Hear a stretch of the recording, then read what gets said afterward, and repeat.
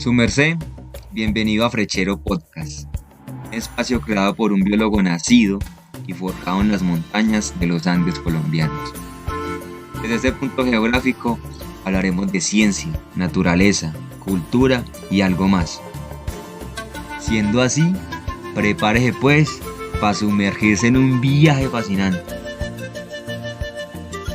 Bueno, vamos al inicio de nuestra serie que se titula Colombia, un paraíso de flora y fauna. A través de un enfoque biogeográfico, viajaremos por las regiones naturales de nuestro país. En Colombia, la diversidad cultural y natural está representada por sus regiones, en donde aún persiste la herencia de los indígenas y algunos ancestros europeos. Colombia es un lugar privilegiado por su riqueza biológica, cultural e histórica, en donde se alberga una gran diversidad de ambientes naturales. Estas 5 principales ecorregiones de las que les voy a hablar en estos 5 episodios son los Andes, el Caribe insular, el Pacífico, la Orinoquía y la Amazonía. En este primer episodio vamos a dar inicio a nuestra serie desde la región en donde nace este relato. Y sí, les voy a hablar de esas arrugas en la tierra, de esas elevaciones del relieve que nos han dado la oportunidad de estar más cerca de las nubes. Vamos para los Andes. El único sistema montañoso que cruza desde el Ártico hasta el Antártico es el americano. Este comienza con las montañas rocallosas, luego la Sierra Madre de México y las montañas de Centroamérica, para seguir con el sistema de los Andes hasta la Patagonia. Cabe resaltar que todas ellas conforman un margen occidental levantado, que comparten el mismo origen. Para los Inuit, que habitan en el Ártico, las montañas son el paisaje que resultó luego de un combate de gigantes que aconteció hace mucho tiempo. El relieve, que da origen a esta larga espina dorsal planetaria, viene de una coalición de gigantes, la placa americana contra la placa del Pacífico. Pues estas mismas fuerzas han edificado los volcanes que coronan la mayor parte de sus cumbres y de los cuales proviene agua, fertilidad y paisaje.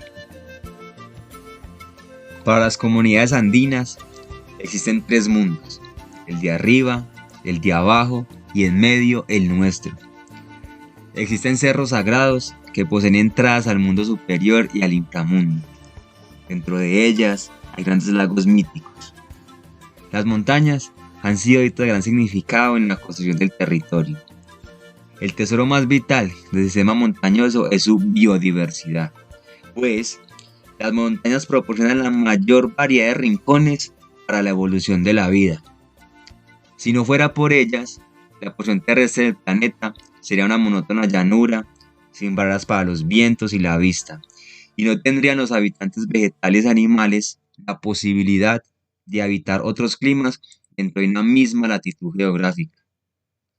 En un país como Colombia, podemos cambiar de clima al cabo de unos pocos kilómetros de recorrido. Sin embargo, el factor que ha permitido esta variabilidad depende no solamente de la temperatura y altitud, sino también de la humedad y la pluviosidad, las cuales se modifican enormemente gracias al paisaje montañoso.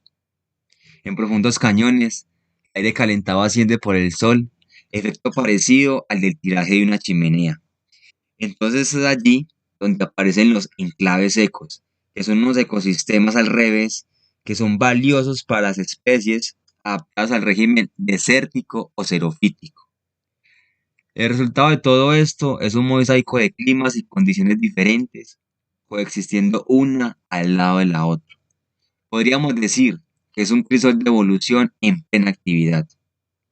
También debe recordarse que la cordillera de los Andes es joven y el último episodio de levantamiento orogénico finalizó hace tan solo 5 millones de años. Suele creerse que la mayor diversidad está en las selvas, pero en realidad eso no es así. La mayor parte de las especies de Colombia se encuentran en la región andina, en especial invertebrados terrestres, plantas, aves y anfibios. Aún así es muy triste porque esta diversidad es la más amenazada, pues 3/4 de la población colombiana vive en los Andes y tan solo ha quedado una 20ª parte de los ecosistemas sin mayor alteración. Sin embargo, representa algún parche aislado de bosques, algunos de ellos se encuentran bajo diferentes figuras legales de protección, como lo son sistemas de parques nacionales, áreas protegidas regionales y reservas de la sociedad civil, entre otras. Muy bien, ahora vamos a hablar del ambiente andino. De acuerdo a sus características, este se puede dividir en selvas subandinas, selvas andinas, páramos, nieves perpetuas y enclaves secos. Les recuerdo que este relato nace entre los bosques de niebla y las zonas cafeteras. Otro detalle importantísimo es que el ambiente andino está compuesto por orobiomas y zonobiomas. Para conocer estos dos conceptos, debemos empezar por explicar qué es un bioma. Bueno, el bioma es un conjunto de ecosistemas característicos de una zona biogeográfica, que está definida a partir de su vegetación y de las especies de animales que predominan. Ahora bien, un orobioma es el determinado por la altura. Estos son definidos por la presencia de montañas, se cambian el régimen hídrico y forman cinturones o franjas de vegetación de acuerdo a su incremento en altitud y su respectiva disminución de temperatura. Estas se pueden dividir en franjas altitudinales. Un zonobioma son unidades delimitadas por las zonas o regiones climáticas que determinan tipos de características en la vegetación, como pueden ser regiones climáticas como bosques húmedos o franjas semidesérticas. Otra cosa también bien valiosa es que de acuerdo a su altitud, el paisaje se divide en selva subandina. La selva subandina la encontramos entre los 1000 metros sobre el nivel del mar y los 2000 metros de altitud. La selva andina se encuentra por lo general entre los 2400 y los 3000 metros de altitud. Y por último, pero no menos importante, los páramos, que se encuentran por encima de los 3000 metros de altitud. En los primeros 1000 metros de altitud se encuentran en su gran mayoría las mismas especies de las selvas planas, pero la diversidad tiende a aumentar por el efecto de borde o frontera, es decir, por el encuentro de especies propiamente andinas o de montaña con las especies de las selvas planas. Esta zona también es conocida como el piedemonte. Es bien interesante porque la palabra piedemonte proviene de la conjugación italiana que traduce al pie del monte. Y bueno, esto hace referencia a cualquier región o ecosistema que se encuentra justo allí en ese punto, o en las faldas de las montañas o cordilleras. Hablemos de las selvas subandinas. Estas van desde el borde inferior de clima templado. Y recuerden que estas se encuentran desde los 1000 metros hasta los 2000 o 2400 metros aproximadamente. Este ecosistema se caracteriza por tener una mayor predominancia de lianas, bejucos, comparadas con las de las llanuras húmedas del Andén Pacífico o la Amazonía. En estos lugares se evidencia la progresiva desaparición de las raíces tubulares de las selvas húmedas bajas a medida que se sube. Estas también llamadas bambas funcionan como contrafuertes de apoyo, como tablones triangulares que aumentan la superficie de sustentación de los árboles en la selva. Dichas bambas son reemplazadas por sistemas de raíces fulcrias o zancos. Estas raíces son las que salen por arriba del nivel del suelo como contrafuertes de apoyo. Son cilíndricas y abundantes y se extienden antes de llegar a la tierra. En ocasiones se observa la ausencia de ellas con troncos que surgen netos del suelo, como quien dice. El reto en las selvas planas era posarse como fichas de ajedrez. Ahora, en pendientes pronunciadas, el reto es aferrarse al terreno y en cierta forma también amarrarlo para impedir su erosión. Bueno, vamos a seguir subiendo, así que pilas con el mal de altura. Bueno, hablemos ahora de las selvas andinas, de los bosques de niebla y de las zonas cafeteras. Estas van desde los 1800 hasta los 3000 metros aproximadamente. Aquí encontramos dos sistemas de condensación o también llamados cinturones de niebla. El primero puede ocurrir en promedio entre los 1800 y los 2000 metros sobre el nivel del mar. Y el segundo entre los 2800 y los 3200. También cabe resaltar en este punto que hay ciertos límites para delimitar selvas andinas y selvas subandinas. Sin embargo, por nuestra riqueza biológica, hay ciertas excepciones de altura para definir esos ecosistemas. Esto ha creado un bosque especializado en atrapar niebla, en donde la característica más notable es el epifitismo. ¿Qué es el epifitismo? Son las plantas que se la pasan viviendo sobre partes de otras plantas, troncos, ramas e incluso hojas. Ojo con este dato, sin parasitarlas nutricionalmente, solamente se posan. Este es el reino por excelencia de bromelias y orquídeas, erróneamente definidas por la cultura popular como parásitos, lo cual gracias a la ciencia y a muchos botánicos apasionados sabemos que no es así. Cada árbol es un jardín botánico, con decenas de especies asociadas y todas dedicadas a la labor de aprovechar el agua en forma de neblina, o el agua que viene escurriendo por ramas y troncos.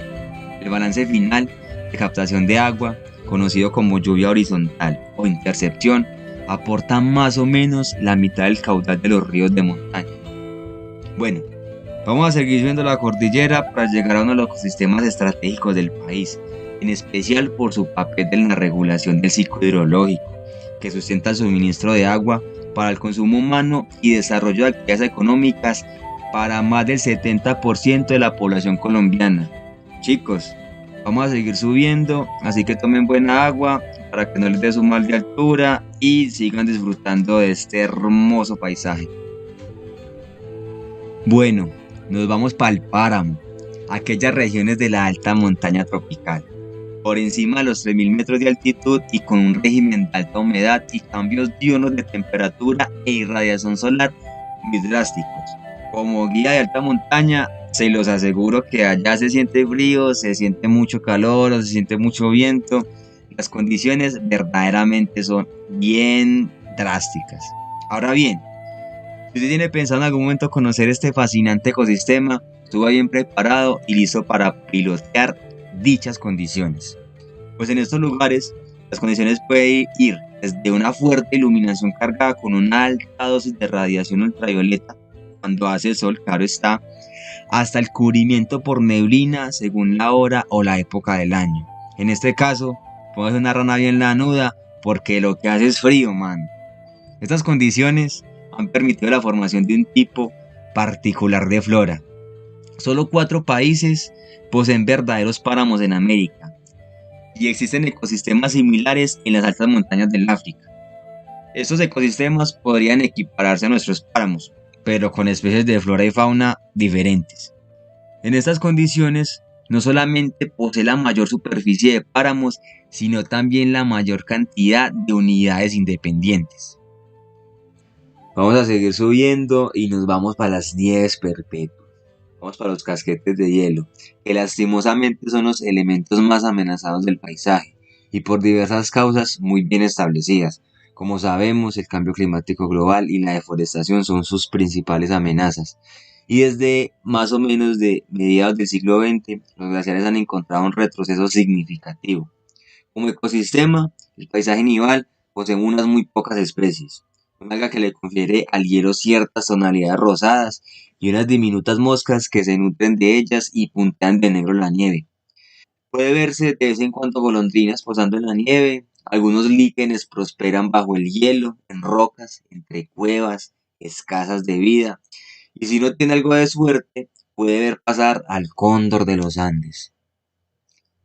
La importancia de los glaciares radica en que son reservorio temporal de agua, recogiéndola en forma de nieve y entregándola gota a gota como fuente a numerosos ríos. Los casquetes nivales coronan importantes estrellas hidrográficas en donde habita la mayor parte de la población colombiana que disfruta de esta agua. Quienes tenemos este privilegio aún de beber la memoria milenaria guardada en el casquete o en el secreto del hielo. Ahora seguimos con otros ecosistemas más interesantes que se dan en la región de los Andes y son llamados los enclaves secos. Estas áreas son regímenes semidesérticos determinados por la escasez de precipitación y una baja humedad atmosférica predominante. Son muy notorias en la geografía colombiana los cañones transversales, como lo es el Valle del Magdalena, el Valle del Cabrera, el Sumapaz, el Chicamocha, y hacia la costa pacífica los valles del Patía y del Dagua. Una zona espectacular que en otros episodios vamos a pasar por allá. La importancia de estos enclaves secos es que poseen especies únicas de flora y fauna, muchas de las cuales son endémicas y se encuentran muy amenazadas. Se destacan entre sus singularidades diferentes especies de plantas de la familia de las cactáceas y pequeños reptiles, ranas, aves e incluso un mamífero muy hermoso que es una especie de venado y es conocido como el venado de cola blanca. Bueno, ya nos hemos dado un recorrido por la selva subandina, por la selva andina, conocimos los páramos, conocimos las nieves perpetuas, pero ahora es momento preciso para detenernos y hablar un poco de esa vegetación del bosque andino. Y les voy a hablar de unas plantas muy representativas que son consideradas las reinas del bosque andino. Pues sí, las reinas del bosque andino son las orquídeas. Y la palabra orquídea es bien interesante porque viene de orchis, que traduce algo así como testículo. Y esto viene porque esas plantas tienen unos pseudobulbos, o también llamados abultamientos, de reserva de agua en la mayoría de las especies que viven sobre los árboles. También existe una analogía con las cápsulas, que contienen millones de semillas tan diminutas como polen, de la cual da el grupo el sinónimo de microespermas, es decir, semillas microscópicas. Estas plantas son maravillosas. Muchas veces parece que esas cápsulas emitieran humo, cuando en realidad lo que están haciendo es dispersando sus semillas. Esta familia es bien numerosa, cuenta con más de 30.000 especies, de las cuales Colombia posee 3.500 especies. Esta familia es las Orchidaceae. En estas plantas uno podría decir que el amor es lo más importante, ya que si uno se fija bien, estas plantas han reducido su parte vegetativa hasta llegar a ser parte toda ella.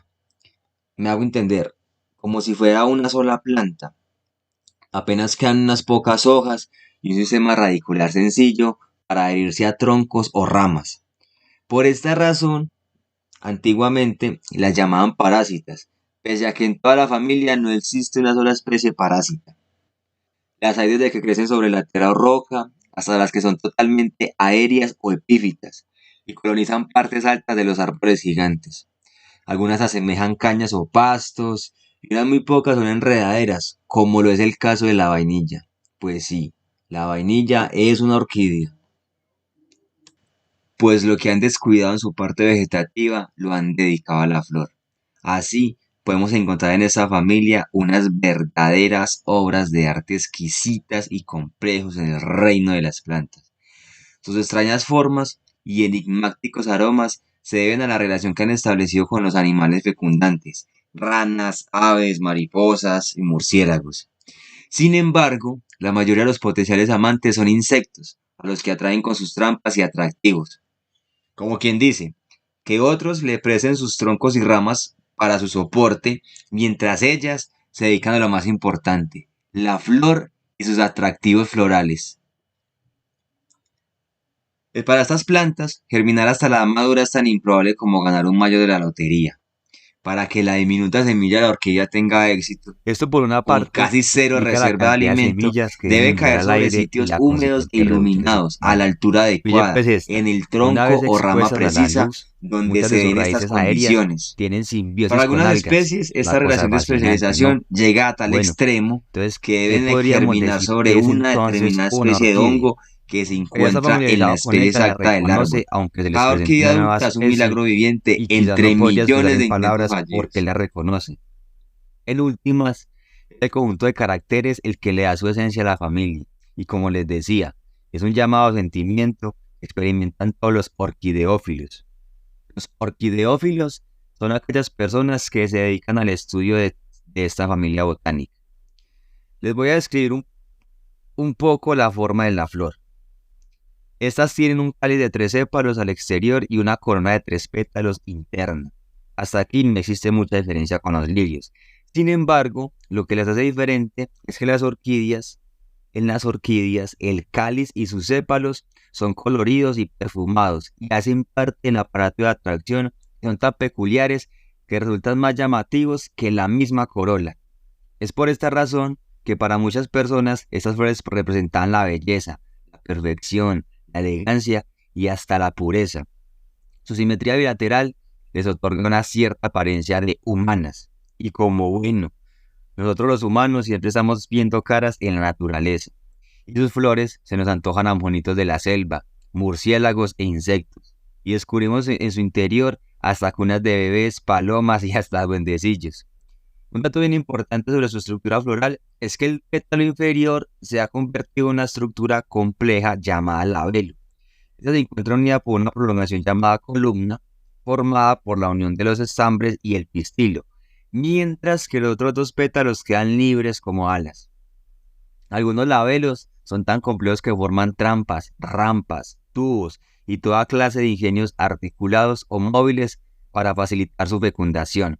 A veces, el labelo queda cubriendo completamente la columna, que pasa a ser una estructura interior. Su éxito las ha llevado a colonizar casi todos los biomas del planeta, excepto los ambientes árticos y nivales. La admiración que producen es tal que muchas orquídeas se han constituido en emblemas nacionales. El género Calleia es uno de los más populares en el arte de la orquideología. Y póngale cuidado a este dato histórico, que resulta el descubrimiento de la especie Calleia mendelei. Y esta se dio en medio de curiosas circunstancias. En 1870, a un cultivador de apellido Mendel le llegó una importación de América, rotulada simplemente como Calleia trianae. Cuando la vio florecer, algo sospechó y la mandó a revisar taxonómicamente. Y resulta que este man, el experto que la estudiaba, se emocionó tanto que llamó a Mendel a su puerta a las 4 de la mañana. Y sí, se trataba de una nueva especie. Fueron tantos los halagos a esta orquídea que diferentes botánicos escribieron cosas como estas: mirar esta flor corta el aliento, la más hermosa orquídea jamás encontrada. Y hasta el día de hoy es considerada una de las orquídeas más resistentes y fáciles de cultivar. Flor de aprendices en el delicado arte de la orquideología. Sus cuidados y exigencias son similares a la Calleia trianae. Sin embargo, la mayoría de los cultivadores afirman que esta planta es mucho más aguantadora. Muy bien, chicos, hasta este punto hemos hablado del origen de los Andes, les he comentado acerca del ambiente andino, cómo está compuesto, cómo se divide, hablamos de la selva andina, de la selva subandina, de los páramos, nos acercamos un poco a las nieves perpetuas, hablamos un poco sobre estas reinas del bosque, las orquídeas. Pero esta historia no termina, esta historia sigue en el siguiente capítulo, esta serie de los Andes será dividida en 2 capítulos, y en el segundo capítulo les voy a hablar de las joyas aladas, colibríes, de los árboles de la montaña, de loros, de ranas, de herpetos y de este mundo del páramo. Nos vamos a acercar más un poco al mundo del páramo y también les voy a hablar un poco acerca de los mamíferos que habitan estas zonas de la montaña. Así que no siendo más un merced, dele play al otro capítulo que allí vamos a hablar de eso.